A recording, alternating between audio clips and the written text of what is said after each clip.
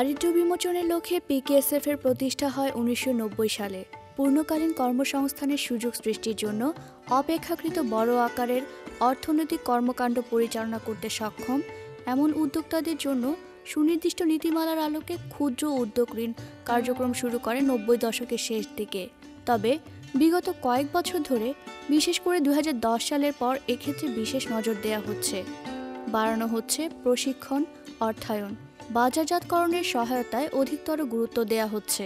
এর ফলে সাম্প্রতিক বছরগুলোতে উদ্যোক্তাদের কর্মকাণ্ডে প্রবৃদ্ধি আসে, যা মূলধন গঠন ও বিনিয়োগ সম্প্রসারণের সুযোগ সৃষ্টির পাশাপাশি দরিদ্র মানুষের কর্মসংস্থান তৈরিতে সহায়ক, যা তাদের মানব মর্যাদা প্রতিষ্ঠায় সহায়তা করছে। পিকেএসএফ প্রথাগত ক্ষুদ্র ঋণ থেকে বেরিয়ে এসে ক্ষুদ্র ঋণকে বহুমুখীকরণ ও বৈচিত্র্যময় করেছে। এর ফলে ক্ষুদ্র ঋণ যুগোপযোগী ও দরিদ্র বান্ধব হয়েছে। ক্ষুদ্র ঋণ এখন আর ক্ষুদ্র বৃত্তের মধ্যে সীমাবদ্ধ না থেকে উপযুক্ত ঋণ হিসেবে আবির্ভূত হয়েছে।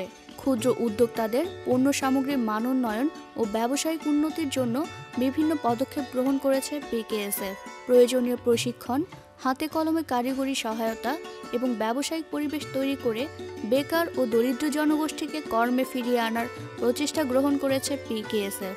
এতে উদ্যোগী মানুষ শুধু নিজেদের জীবনের পরিবর্তন করেননি, অন্য উদ্যোক্তাদের কাছে হয়েছেন দৃষ্টান্ত। পল্লী কর্ম সহায়ক ফাউন্ডেশন ১৯৯০ সালে প্রতিষ্ঠিত হয়। এর সঙ্গবিধিতে ক্ষুদ্র ঋণের উল্লেখই নেই। ঋণের উল্লেখ আছে, অবশ্যই অর্থায়ন প্রয়োজন, কিন্তু ওই সময়ে যে চিন্তাভাবনা দেশের মধ্যে বিরাজমান ছিল, সেই আলোকে এটিকে ক্ষুদ্র ঋণ প্রতিষ্ঠান হিসাবে দাঁড় করানো হয়। অর্থাৎ এর সহযোগী সংস্থাদেরকে ক্ষুদ্র ঋণ দেওয়ার জন্য পল্লী কর্ম সহায়ক ফাউন্ডেশন অর্থায়ন করতে শুরু করে এবং এটা আস্তে আস্তে সম্প্রসারিত হতে থাকে। তো কিছুদিন পরেই বোঝা যায় যে শুধু ক্ষুদ্র ঋণ দিয়ে দারিদ্র্য বিমোচন সম্ভব নয়, টেকসই দারিদ্র্য বিমোচন তো নয়। কাজেই এতে প্রথম দিকে কিছু বিচিত্রায়ন আনার চেষ্টা করা হয়। একটি করা হয় যে অতি দরিদ্র যারা, তাদেরকে ক্ষুদ্র ঋণ দেওয়া হতো না। পল্লী কর্ম সহায়ক ফাউন্ডেশন বড় আকারের ক্ষুদ্র ঋণ কর্মসূচি চালু করে মঙ্গা নিরসনের লক্ষ্যে, এবং সেটার মধ্যে কিছু প্রশিক্ষণ এবং স্বাস্থ্যসেবা অন্তর্ভুক্ত করা হয়। আরেকটি বৈচিত্র্যায়ন আনা হয়, সেটি হচ্ছে যে আগে সবগুলো ঋণ, এবং এখনও সেটা আছে, সপ্তাহে সপ্তাহে পরিশোধ করতে হয়। তো সেই জায়গা থেকে বেরিয়ে আসে অনেক ক্ষেত্রে এটা 1 মাস, 2 মাস, বা এমনকি কৃষি ঋণ বা মৌসুমি ঋণের ক্ষেত্রে ফসল ওঠার পরেও ক্ষুদ্র ঋণ দেওয়ার ব্যবস্থা করা হয়। কিন্তু এই কাজগুলো করার পরও পুরো প্রতিষ্ঠানটা একটা ক্ষুদ্র ঋণ ভিত্তিক থেকে যায়।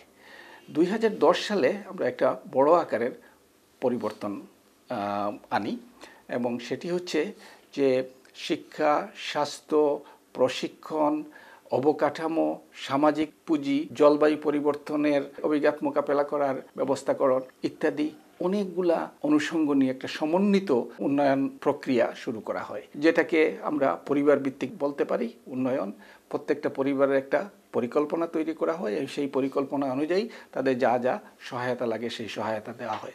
ইতিমধ্যেই এটা ৪৩টি ইউনিয়নে পূর্ণাঙ্গভাবে বাস্তবায়িত হচ্ছে। আরও ১০০টি ইউনিয়নে সম্প্রসারিত করা হয়েছে। তবে সেখানে প্রাথমিকভাবে শিক্ষা, স্বাস্থ্য, পুষ্টি এবং জনসচেতনতা বৃদ্ধি, এই 5টি অনুষঙ্গ নিয়ে কাজ করছি। পরবর্তীতে আস্তে আস্তে অন্যান্য অনুষঙ্গ এখানে যোগ করা হবে। এছাড়াও পল্লী কর্ম সহায়ক ফাউন্ডেশন তার যতগুলি কর্মসূচি আছে, সব জায়গায় এখন মানব কেন্দ্রিক উন্নয়ন প্রক্রিয়া চালু করার চেষ্টায় আছে। সেই জন্য প্রশিক্ষণকে প্রাধান্য দেওয়া হচ্ছে, যার যেরকম প্রয়োজন সেই রকম অর্থায়ন করার চেষ্টা করা হচ্ছে, যাতে 10 লাখ পর্যন্ত প্রয়োজনে, এবং যদি বাস্তবতার আলোকে সেটা সঠিক মনে হয়, তাহলে 10 লাখ পর্যন্ত অর্থায়ন করা হচ্ছে। আমাদের যে সহযোগী সংস্থা যারা আছে, তাদেরকে আমরা বলেছি এবং তারা একমত হয়েছেন যে তাদের বছরে যে সঞ্চয় থাকবে তার 10% তারা শিক্ষা, স্বাস্থ্যসহ সামাজিক খাতে ব্যবহার করবেন। এবং অনেক সংস্থা ইতিমধ্যেই সেখানে পৌঁছে গেছে, অনেক সংস্থা সেই লক্ষ্যে কাজ করছে। কাজে এখন একটা মানবকেন্দ্রিক, মানুষকে সামনে রেখে মানবাধিকার এবং মানুষের মানব মর্যাদা প্রতিষ্ঠার লক্ষ্য নিয়ে মানুষের যে নানাবিধ সমস্যা আছে সেগুলি সমাধানের একটা প্রচেষ্টা পল্লী কর্ম সহায়ক ফাউন্ডেশনের সব কর্মকাণ্ডে আস্তে আস্তে সম্প্রসারিত হচ্ছে এবং এই প্রক্রিয়া চলতে থাকে। পাতাকুড়ি সোসাইটির কার্যক্রম শুরু হয় ২০০৩ সালে। মূলত পিছিয়ে থাকা জনগোষ্ঠীর জীবনমান উন্নয়নের লক্ষ্যে কাজ করাই এ প্রতিষ্ঠানের মূল লক্ষ্য। সে ধারাবাহিকতায় এই সংগঠনটি নিরলসভাবে কাজ করে যাচ্ছে। 2010 সাল থেকে পিকেএসএফ-এর আর্থিক সহায়তায় কাজ করছে পাতাকুড়ি সোসাইটি। বর্তমানে ক্ষুদ্র ঋণ, সোলার এনার্জি, শিক্ষা, হাউজিং ও সমৃদ্ধি প্রকল্প নিয়ে কাজ করছে পাতাকুড়ি সোসাইটি। পাতাকুড়ির জন্ম 2000 সালের জানুয়ারি থেকে আমাদের যাত্রা শুরু। মূলত এলাকার দরিদ্র মানুষের আর্থসামাজিক উন্নয়নের লক্ষ্য নিয়ে আমরা কাজ শুরু করি। কেএসএফের সাথে আমাদের কাজ শুরু 2010 সালের শেষ দিক থেকে।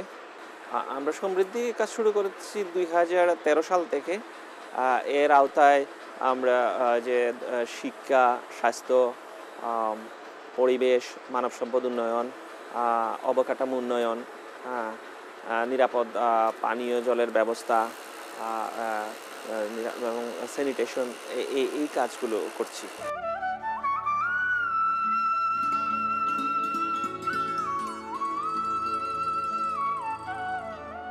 চা শ্রমিকের রুক্ষতা আর মলিন মুখগুলো চা বাগানের নির্মলতাকে ছাপিয়ে যায়। সীমিত চাহিদার অভাবগুলো যেন এদের প্রত্যেকের চোখে মুখে স্পষ্ট। তবে চা শ্রমিকদের চিরায়ত এ ধারায় আজকাল কিছুটা ভাটা পড়তে শুরু করেছে। তারা এখন ঘুরে দাঁড়ানোর স্বপ্ন দেখছেন, এখন একটু অন্যভাবে জীবনের স্বাদ নিতে চান। শ্রীমঙ্গলের মাকড়িছড়া চা বাগান, এই চা বাগানকে ঘিরে গড়ে উঠেছে এখানকার চা শ্রমিকদের জনপদ। আধুনিক সুযোগ সুবিধা প্রায় সব কিছু থেকে বঞ্চিত এই জনপদের মানুষগুলো। তবে পিকেএসএফ-এর আর্থিক সহায়তায় স্থানীয় এনজিও পাতাকুড়ি সোসাইটির মাধ্যমে সমৃদ্ধি প্রকল্পের আওতায় সমৃদ্ধ বাড়ির মাধ্যমে তাদের বাড়তি আয়ের জন্য ব্যবস্থা করা হচ্ছে।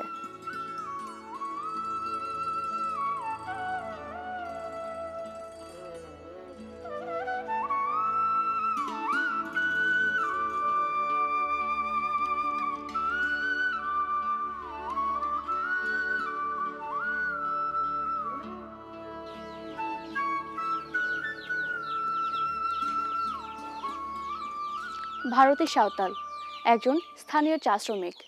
তিনি দৈনিক মাত্র 69 টাকা মজুরিতে কাজ করেন। সমৃদ্ধি প্রকল্পের আওতায় সমৃদ্ধ বাড়ি থেকে তার যে আয় হয় সেই আয় দিয়ে আজ তিনি একজন সফল নারী। 1 বছর আগে পাতাকুড়ি সোসাইটির সদস্য হয়েছেন ভারতী সাঁওতাল। সেখান থেকে ঋণ নিয়ে তিনি তার বাড়ি সংস্কার করেন। পরবর্তীতে ঋণের টাকা পরিশোধ করে আবার ঋণ নিয়েছেন। সেই টাকায় তিনি 2টি ছাগল কেনেন। ভারতী ঋণের স্বল্প টাকা কাজে লাগিয়ে মাত্র 1 বছরে দৃশ্যমান পরিবর্তন এনেছেন তার জীবনযাত্রায়। 1 ছেলে ও 1 মেয়ের মা ভারতী। দারিদ্র্যের কষাঘাতে পিষ্ট ভারতী। আর্থিক অনটনের কারণে মেয়ের লেখাপড়া চালানো সম্ভব হয়নি। মাত্র 8ম শ্রেণীর পরেই তার মেয়েকে ফিরে যেতে হয়েছে চা বাগানে। কিন্তু ছেলের লেখাপড়া চালানোর জন্য এখন তাকে বেগ পেতে হচ্ছে না। সমৃদ্ধি প্রকল্পের আওতায় ভারতী মাচা পদ্ধতিতে ছাগল পালন এবং খাঁচা পদ্ধতিতে মুরগি পালন করেছেন। তার বাড়িতে 4টা গরু, 5টা ছাগল, 9টা মুরগি এবং 2 জোড়া কবুতর আছে। ছাগল 4টা আছে, বাচ্চা দিলাইছে একটা। ভাগি থাকি মানে গিলান পাইছি, বাড়ি থাকি আনিয়া পালাদারি করিয়া তারে মানুষ করছি, ঘাস ভুসা দিই, ছাগল গরু গিলা হয়েছে। অন্যের গরু বর্গা পালন করে তার এই উন্নতি। ভারতী স্থানীয় বাজারে দৈনিক গরুর দুধ বিক্রি করছেন। দুধ বিক্রি করি আর মোরগ ডিম বেচিয়া হয় 11-12 এলাকান বিক্রি করি, আয় করি। হ্যাঁ হয় মনে করেন গরু পালি, গরুর দুধ বিক্রি করি, তো দুধ বিক্রি করে মনে করেন 500-600 টাকা মাসে হচ্ছে। বলে এমন মনে কবুতর বেশি, বলে হাঁস পালি, মুরগি পালি, ছাগল পালি, এইগুলো বিক্রি কিনা করি। লাউ, কুমড়া, বেগুন, পেঁপে ইত্যাদি সবজি চাষ করা হয় তার বাগানে। নিজের সংসারের চাহিদা মিটিয়ে তিনি বিক্রি করেন তার উৎপাদিত সবজি। ভারতীর বাড়ির পাশেই তার লেবু বাগান। সেখান থেকে বাৎসরিক 4 থেকে 5,000 টাকার লেবু বিক্রি করেন তিনি। বাড়িতে শাকসবজি চাষ করে বাড়তি আয়ের পথ সুগম করেছেন ভারতী। তার উৎপাদিত শাকসবজি পরিবারের পুষ্টির চাহিদা মিটিয়ে স্থানীয় বাজারেও বিক্রি হয়। এছাড়া আম, কাঁঠাল, পেয়ারা, বড়ই, পেঁপে, সুপারি ইত্যাদি হরেক রকম ফল গাছ তার বাড়িতে আছে। এখান থেকে এখন অনেক কিছুই সাই সুবিধা হয়েছে। এখন 1 নম্বরে সজনা গাছ আছে, পেঁপে গাছ, বেগুন গাছ, উড়ি গাছ, লাউ গাছ, তারপরে চেতপাতা আর আমড়া গাছ, এইদিকে তারপরে কি কি গাছ, অনেক ধরনেরই গাছ আছে। ভারতের হেসেলেও অন্তঃসজ্জার পরিচয় পাওয়া যায়। তিনি পরিচ্ছন্নতা পছন্দ করেন বলে রান্নার জন্য ব্যবহার করেন পরিবেশ বান্ধব বন্ধু চুলা।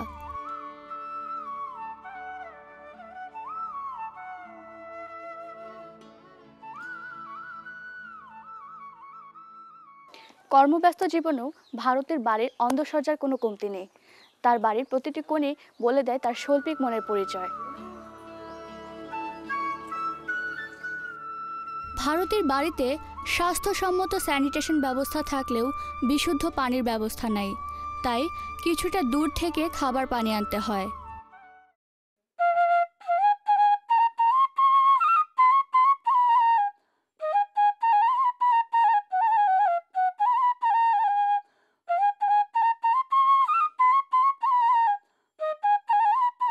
মনসা সাঁওতাল, তিনি ভারতীর স্বামী। অসাধারণ বাঁশি বাজাতে পারেন। কবিরাজির পাশাপাশি কীর্তন দলে বাঁশি বাজাতে যান। প্রতি মাসে প্রায় 2 থেকে 3টি আমন্ত্রণ থাকে তার। ওই তো আমি ওই দেশে দেশে ঘুরে আর কি দল নিয়ে আমি কীর্তন গাই, ওই বংশীবাদক, একজন সাধারণ বংশীবাদক বাঁশি বাজায়, এই করে আমি সংসারটা চালাই আর কি। আগেও ওই রকমই করতাম, ওই মনে করেন বাঁশি বাজানি জানতাম না, ওই সময় কাজকর্ম করতাম, সবজি চাষাবাদি করতাম, এইগুলি করে চলতাম আর কি। হ্যাঁ, মোটামুটি মাসে আয় হয় এরকম 5-6 হাজার টাকা মাসে হয় আয়। মনসা সাঁওতাল কবিরাজ হওয়ায় তার চিকিৎসার জন্য হরেক রকমের ঔষধি গাছের প্রয়োজন হয়। তাই বাসক, তুলসী, বজ্রাবান, মুত্রাফল, গদ, চিরতা, পুদিনা, টিকরা বাকর, হাড়জোড় ইত্যাদি নানা প্রজাতির ঔষধি গাছ আছে তার বাড়িতে। ওষুধি গাছ, মোচড়া গাছ আছে, হাড়জোড়া আছে, নাকফেনা আছে, আর বাসক আছে। ভারতী সাঁওতালের বাড়িকে আদর্শ সমৃদ্ধ বাড়ি হিসেবে গড়ে তুলতে পাতাকুড়ি সোসাইটি কাজ করছে। এক্ষেত্রে সবজি চাষ, পশুপালন, মাছ চাষ ও জৈব সার ব্যবহারেরও প্রশিক্ষণ দেওয়া হয়েছে তাকে। আমরা তাদেরকে বুদ্ধি পরামর্শ দিই যে কীভাবে কী করা লাগবে, আপনার কোন জায়গা থেকে ইনকাম বেশি আসবে, কবুতর পাললে ইনকাম আসবে, ছাগল কীভাবে পালা লাগবে। যেমন আগে মাছা পদ্ধতি ছাগল পালতে জানতো না এদিকের লোকজন, খাঁচার মাধ্যমে হাঁস মুরগি পালতে পারো না, এগুলো আমরা তাদেরকে বুঝাইছি।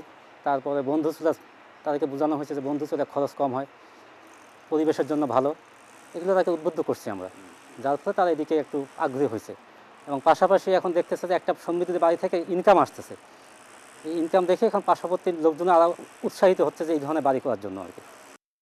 কর্মপ্রচেষ্টা, ঋণের সদ্ব্যবহার এবং দৃঢ় মনোবলের কারণে ভারতী সাঁওতাল নিজেকে স্বাবলম্বী নারীতে পরিণত করেছেন। দরিদ্র অবস্থা থেকে আজ তিনি মান মর্যাদা সম্পন্ন একজন মানুষ। তার ভবিষ্যৎ ইচ্ছা ছেলে মেয়েকে সুশিক্ষিত করে গড়ে তোলা। আমার এক মেয়ে, ছেলে পড়ে আর মেয়েটা বাদ দিলাইছে। ওই আগে আমরা অনেক কষ্ট, তার বাবা অসুখ হয়ে গেছিল, তো চলাইতে পারলাম না, তো বাদ দিলাইছে মেয়ে। চায়ের রাজধানী খ্যাত মৌলভীবাজার চা বাগানের শ্রমিকদের জীবনমান উন্নয়ন ও তাদের আর্থিকভাবে প্রতিষ্ঠিত করতে পিকেএসএফ সমৃদ্ধি কর্মসূচি বাস্তবায়ন করছে। পিকেএসএফের এই আর্থিক সহায়তা এবং পাতাকুড়ির তত্ত্বাবধান, পরামর্শ ও সহযোগিতার কারণে দেশের পিছিয়ে পড়া জনগোষ্ঠীকে উন্নয়নের মূলধারায় নিয়ে আসা সম্ভব হচ্ছে। এই সফলতায় পিকেএসএফের অবদান অনস্বীকার্য। আজকের প্রতিবেদনে আমরা একটি ব্যতিক্রমী পরিবারকে দেখলাম। এই নারী, তিনি কাজ করেন চা শ্রমিক হিসেবে। আর তার স্বামী বাঁশি বাজায় এবং পাশাপাশি কিছু কবিরাজি ঔষধপত্র ইত্যাদি করে। তারা নিজেরা খুব উদ্যোগী। তাদের যে বাড়িটা হচ্ছে চা বাগানের জমির আওতায়, চা নেই সেখানে, যেখানে এখন যা শ্রমিকদেরকে জমি দিচ্ছে মালিকরা, যেখানে তারা বাড়ি করতে পারে। তো সেই উদ্যোগী হয়ে অন্যের গরু দেখাশোনা করে একটা বাচ্চা পেয়েছিলেন এবং সেটা বড় হচ্ছে। তারপরে পাতাকুড়ি তাদেরকে, আমাদের সহযোগী সংস্থা তাদেরকে কিছু সাহায্য করে।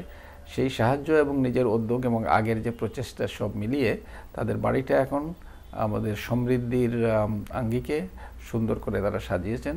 সেখানে সবজি আছে, সেখানে ফলজ গাছ আছে, সেগুলো থেকে তারা ফল বিক্রি করে এবং স্বামীর যে কাজ সেই কাজ এবং তার নিজের কাজ, এই দুটো মিলে তাদের বেশ ভালোই এখন আর্থিক অবস্থা।